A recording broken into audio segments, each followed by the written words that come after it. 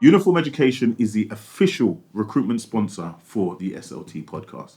They specialize in SEN recruitment in and around London. So, if you are an SEN provision, a mainstream school, a local authority who needs specific SEN trained staff, make sure you contact Uniform Education and don't forget to mention the SLT podcast. Welcome to the SLT podcast. You know how we do it. We have AnneMarie Christian, who is our safeguarding expert, and it's been amazing to have her in. And we normally split the podcast up into two bits when we get an expert in. We give them some questions. So usually we'll put on via a range of social media platforms questions people want answered.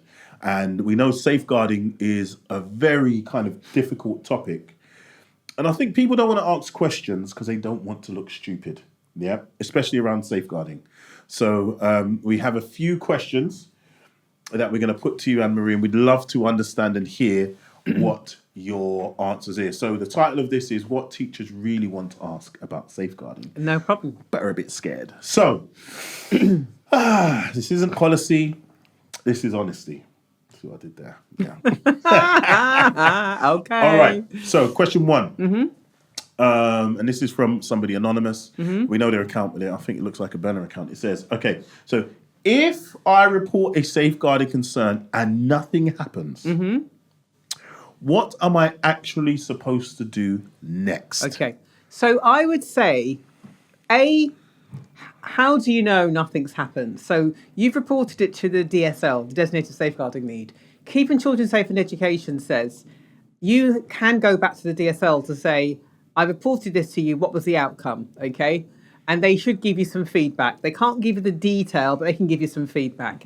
If you are not satisfied with that outcome, you yourself can make your own referral. It says it in KICSI Part 1. Okay. You can go yourself to say, right, I'm going to make a referral myself to social care. I'm going to make inquiries, okay?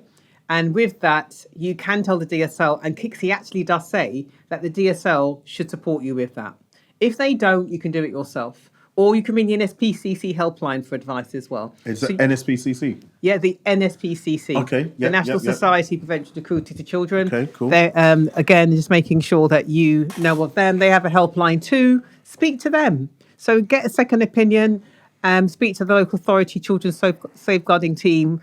It might be multi-agency safeguarding hub, MASH. It could be it could be SPA, single point of access. So every local authority or county council has their own front door of children's services. But a lot of teachers may think that's not their role. They've got a million and one things to do, and now you're asking them to chase up a safeguarding concern. Is it their responsibility? So in the original question, if you feel the DSL hasn't done, like you're not happy with the outcome, that was the question, then you as an individual can take that responsibility on to get to take it further. Okay. Yeah, if you really feel, and I've had a few of those, to be honest. Yeah. I had a TA who was in a school as an agency worker, saw something, felt the school didn't take it seriously, almost, we know of that, they've done that before, didn't feel happy about it, and they were empowered to actually make their own referral. That's good. No, I love that, because oftentimes I'm a huge advocate of TAs, LAs, and they can almost feel like the bottom of the barrel in the school. Nobody takes what they have to say seriously. Nobody really regards what they have to say. So I love that story, because it's important that all members of the staff body feel empowered to, when they see something that's wrong, to report it. Yeah, no, I agree. Okay, cool. So ultimately, when nothing happens, it is your responsibility to make sure that something happens. Simple. As an educator, it is your responsibility to take it forward. Yeah, there's no point in just kind of, I told such and such and such, or I reported it on whatever archaic system the school is using. That's one of the things that frustrates me. Oftentimes, you're I can tell you're really up to date with like your reference, 2026, 2025, but we're using reporting systems that are like 15, 20 years old. So the DSL should ensure that your reporting systems, so some schools still use paper and pen, like the traditional concern form. Some schools have got their own software that they've created, like go online, shared folder stuff. And some have bought those kind of child protection software systems that you can log into. So whatever the system is, you must use, but also speak to the DSL And then, as I said, if you want updates, you can get some feedback, but not too much detail. But if you're not satisfied with the outcome, as I said, you yourself can contact the NSPCC or yourself contact Children's Services. All right. I think this is a big one. We touched on it when we spoke in the last pod. But I think this is a massive concern for many, many teachers. What if I'm wrong? Because accusing somebody of something really serious could ruin their life as well as including my own. And I know you touched on a scenario. So is this to do with a colleague at work or parent? So you've got a colleague. Okay. You've got a colleague at work. Yeah. Something's happened. Okay. You think you've seen something. You've seen. No problem. You think you've seen something. It's made you uncomfortable. What if you've got it completely wrong? I would say creating a safeguarding culture is so important in your settings. So therefore, I do this quite a lot, right? All staff should know if there are any concerns or anyone feels uncomfortable about anything, let us know and we will look further into it. Okay. So based on that, all staff should also know if we have any allegation or any information that suggests that a person's at risk. Yeah. The person who's whistleblown internally will remain anonymous. Okay. However, as a neutral act, we will potentially, when we take an advice from the local authority, hence the LADO, we make, as a neutral act to safeguard you as well, we could put you on guard, we could suspend you as a neutral act to keep you safe too.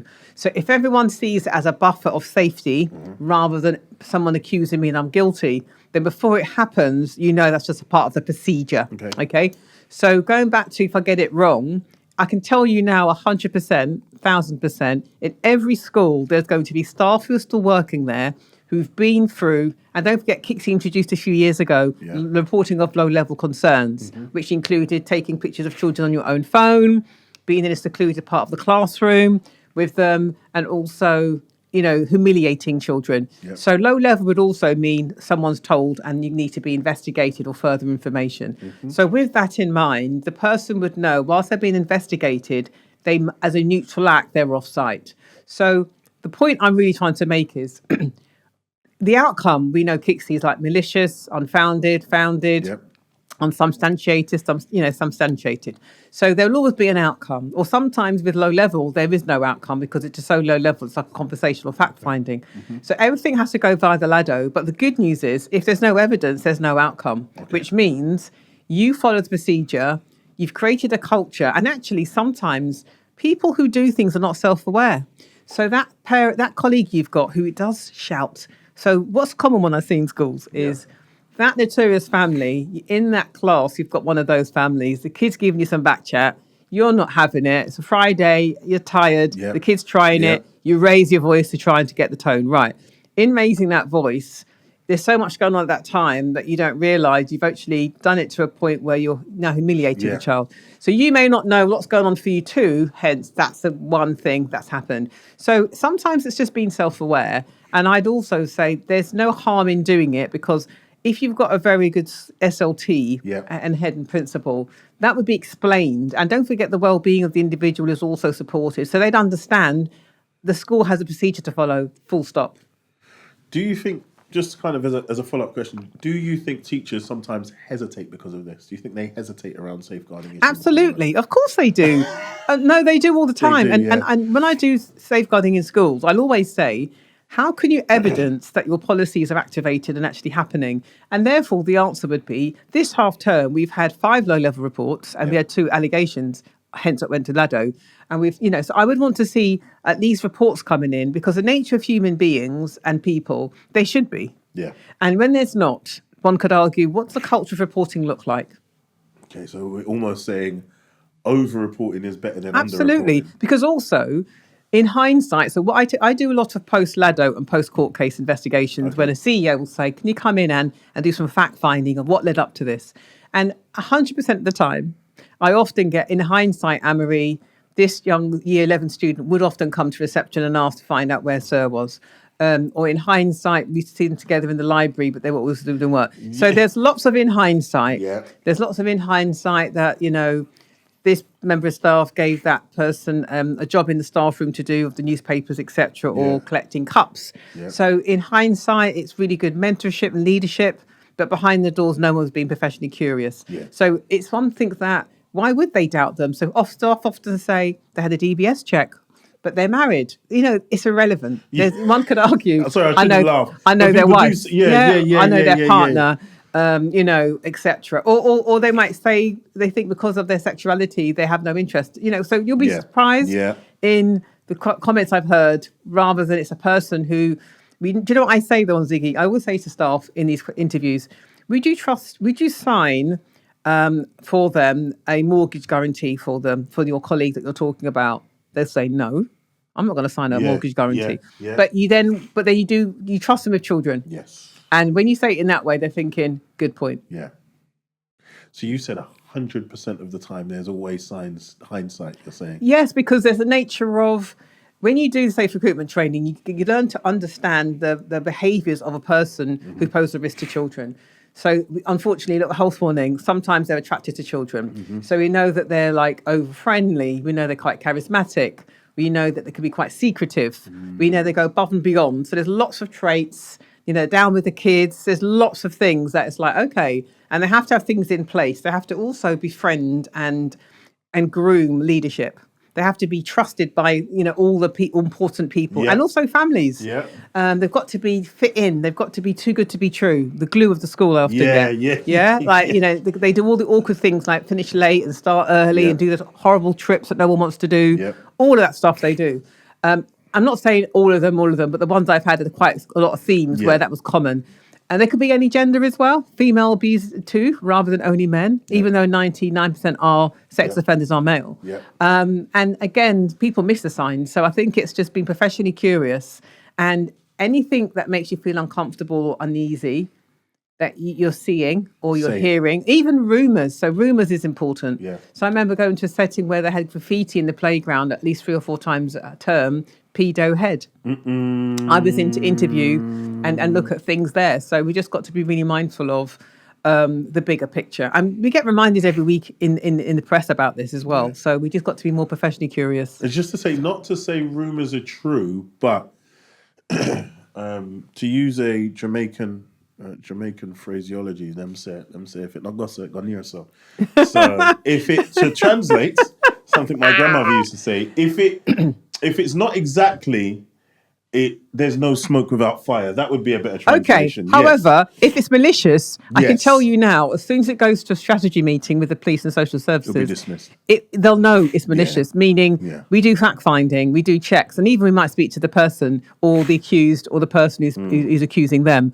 And we do, the way we're trained as social workers and police officers, we know about consistency, we know about behaviours, body language. When someone's lying, we know what happens, what their body does. So we know. Yes, we know. Yeah. And that's why it's important to have that culture and have a reporter. I love the fact that we're saying it's better to over-report than under-report. You need a reporting culture in your school.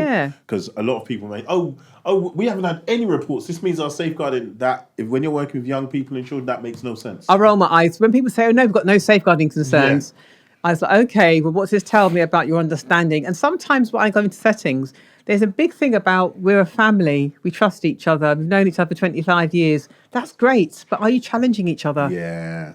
Yes. Yeah. And that's real. There's a real conversation. There's members of staff where I do have to have quite challenging conversations about their approaches, and they have to have them with me as well. And sometimes you may need to apologize. Okay, beautiful. Question 3. How do I know when it's just behaviour and it's not a safeguarding concern? So oftentimes, as we know, things are expressed through a child's behaviour. How do I know that child is just being naughty as opposed to expressing... All right. A, you don't know. So you don't know. Okay. So in thinking the unthinkable, and I hear some terrible ones of the tearful child is tearful because they've now realised that actually at home abuse is going on, rather than they're tearful because their cat's just died. Even their cat's died is bad. But there's an element of, for that child, they were distressed and overwhelmed. So we need to take each incident as something that, just be curious about it. Professional curiosity will teach us that it may be nothing or it could be something. But what we can't do is make the assumption. So it will be checking in with that child to see how they respond, because that might be their first sign. So some research was done at University in Dublin in 2020. And in this research is about how do children communicate abuse. And there was something around the opportunity to tell or wanting to tell. Okay. So some children get themselves into trouble, get distressed, and then they'll say, it's because at home I'm being abused, so they right? create Yeah, a situation. yeah. And then there's another one where they then themselves are quite mature and they internalize the distress that's happening, and then they seek someone who one day they want to talk to, like a mentor, and then eventually they'll tell them. So it's just knowing there are different ways that children tell. And I had a classic of a case, of a child and child abuse case of the first scenario, of a girl who was a year 10. And in this lesson, the perpetrator wasn't in for some reason. So she's normally a quiet girl, but she got herself into some, like, she almost did some real behavioural things to be sent out. And then she said to the teacher, well, as you're telling me off, you might as well join in and abuse me too, because everyone's doing it. And then the teacher said, what do you mean? And then that's when it all came out. It was a boarding school, so he was suspended. And then on the first evening of him being suspended, 4 other kids came out. So I ended up speaking to 5 girls about one person. It's been going on for a whole term. This came out in February 2020, and it's been going on all the autumn term. And it was online, obviously, because I did my interviews online, but it happened in real time in autumn term 19. But the point I'm making is it took that one child, and I get this quite often, to be brave. Yep. And she took one of those theories I just mentioned to get into trouble, to then break down and cry. To then tell someone about how she felt distressed, and then other things going on for her. And just to kind of, as an additional question, do you think sometimes schools are, and I'm thinking of a colleague who's very good at this, they're too quick to sanction as opposed to investigate? So what children often tell me, because I do a lot of pupil voice work as well, it's a bit confusing, this, because the DSL is often also in charge of behaviour. So when they've told me off this morning for doing something wrong, I'm back in their office an hour later when I'm telling them about the abuse I've had at home. They just find that awkward. Like, one minute you're telling me off about my behaviour, and next you're kind of supporting me around my abuse that's happened. So as a school, we've just got to be really mindful of who deals with behaviour and consequences, and and who actually is a DSL, because children get a mixed message. Okay. And again, a question they've said is, the protector and the perpetrator wear the same uniform, in the sense of sometimes they feel that at school they get harsh treatment back at them when they were a bit vulnerable. So when I come to you for protection, you also continue to emotionally abuse me, when actually all I'm asking is for help. Okay. All right. Oof. All right. I would say the final question. I've liked this section. I've liked this segment. Not to say I didn't like it, I like the questions. Yes. I hear you. Okay, so are schools quietly holding safeguarding risks because external services are not responding? So what we're saying is, and this is something I've found. No, I hear that. I know what you're talking about. We've kind of got to hold on to things because this child has had 3 social workers in 3 weeks, and who do you contact and how do you chase things up? Do you think sometimes the system is forcing schools to hold on to things because just services not responding? Okay, so schools have grown. So I remember in my local authority role, I used to go into secondaries particularly and set up safeguarding teams, pastoral teams. And in that role, I remember particularly exactly that point of the learning mentor, the pastoral, the assistant head who's non-teaching, blah, blah, blah, blah. And then what's happened over the years is you do have fantastic pastoral support teams. But don't forget, this is something that schools forget. You see children 5 days a week, years at a time. Your best place to build up that fantastic relationship. Social workers, we're strangers. We only come when things go wrong. Yeah. And most importantly, you see them grow, their family dynamics. So you're absolutely right. You do hold on. And that's because the threshold's very high. But what I would also say, meaning in social work intervention, I would also say go back and share more information with social care. So don't, as a school, sit on it to say, well, what's the point? They won't open it. You're forgetting A&E reports. You'll talk about, you're talking about, we get reports from neighbours, from family, from friends. We get reports coming in from, police, call-outs, etc., like Peace Merlins or Operation Encompass, etc., which is, again, when the police call out, the school's notified. So think about the information you don't know. So don't hold that child thinking, what's the point? You don't know There could be, something going on for an older sibling that's also concerns going on. You don't make sense? Yes. And that's why we like the professionals meetings, because we could bring together Context. other professionals working with the family and to get more information. That parent might have a mental health support worker, whatever. So what don't you know rather than what you do know? And I love professionals meetings. And in professionals meetings, just get all the information, their attendance, their punctuality, their well-being, their behaviour, and what else is going on, for other potential siblings if you know their schools. And then, of course, we've got to involve the family in it as well, and then have a plan, which is still just before your early help model. And then we know you've got the early help services. So you've got lots of voluntary sectors and organisations who are working with families in the community who are doing fantastic work. I trained a whole group of them last week. They did amazing work, but also families like them because they're not statutory. And again, they feel they're not being judged. And they know they're safeguarding as well. So again, what other services like food banks? There's so many things. Yeah. And think about our affluent families. So don't think we're only talking about one type of family. Yes. Affluent neglect is real. I've worked a lot that for my whole 30-year career.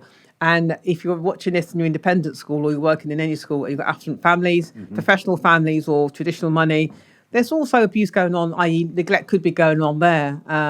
We know about the fantastic research by Professor Claudia Bernard from Goldsmith University, 2018. Google it if you don't know it. Talks about affluent neglect and how it's presented, entitled, it's a hidden form of harm, emotional disconnect, it's deep. Paid carers, sourcing things out, etc. Time poor, etc. So please just think about intersectional lens again of don't stereotype. Think about unconscious biases. Just because they're religious, it doesn't mean they follow the book. Things could still be going on, etc., etc. All right. Thank you very much. You were it was like a quick fire essay. If there are and there will be kind of senior leaders, people in education who'd like to contact you, what's the best way to get in contact with you? Because you seem really busy, so I don't even know if you've got any time. So I am independent and I work for myself, i.e. got my own business. So therefore I pick and choose. And I say that in a way that I'm busy where I have things planned and booked in. Cool. So I always have availability. Yep. But when people see me out and about, I'm busy because I'm booked. Okay. But I do have availability. So I would say go to my website. It's AnneMarieChristian.com and do inquiries or you can just email me direct at AMC, which is my initials, A for Anne, M for Marie, C for Christian, at AnneMarieChristian.com. I am on socials, which again, you're going to know when this goes out. Yeah, you're going to be tagged all over this. The Safeguarding Guru, etc., etc. So yeah. And if you've got any queries, meaning you've got a question to ask about something happening in your setting, or you want training or advice on anything, send me an email. Wonderful. Happy to help. We'll make sure that we tag your website in the description. Thank you so much. Both. But it's been lovely having you on. Thank you so much. It's been great being a guest on your podcast. Thank you. Don't worry, we're getting you back in. Okay, no problem. We're definitely getting you back in. So yeah, thank you for all of your insights. Thank you. And all of the amazing information. Make sure you are liking, commenting, subscribing, and most importantly, I think the most important one is sharing. Please share this amongst your colleagues. These are the types of I've almost felt like this was a CPD session personally. Yeah, all of you senior leaders, you could actually use this as one of your CPD sessions, one of our podcasts. So make sure you are sharing this amongst colleagues, having these conversations to upskill. And can I say one thing? There's something I'm going to say. It's one of my classic kind of food for thought provoking ones because I'm quite a reflector. So I'll leave you with this, listeners or viewers. Somewhere, there is someone somewhere who wants to tell their story. And I mean, they could be an adult survivor, they could be a child right now, or a teen or a young person. And they at the moment, they don't know how to tell their story. And by you being approachable and by you understanding what you've learnt today or hearing and being more confident and understanding it, the statistics tell us there's more people who haven't told their story than have told their story. Yeah. Please, be approachable. Be that person they choose. Okay, so be that person that's just being curious and open and approachable because there's lots of people who want to tell their story. Be that person they choose because there are people who want to tell their story. And again, look after yourself. But it's something where the more we feel confident and unite with each other, the more that person's able to have a voice and actually tell someone and get that help they need. Beautiful. I can't think of anything better to end on. So, AnneMarie, thank you very much. No problem. We'll Thank see you. you back on the Thank SLT you. podcast. Thank you very Don't much. worry. Appreciate that. Thank you. Thank All you. right. Remember, like, share, subscribe. We'll see you on Thank the next you. SLT podcast. Thank you very much.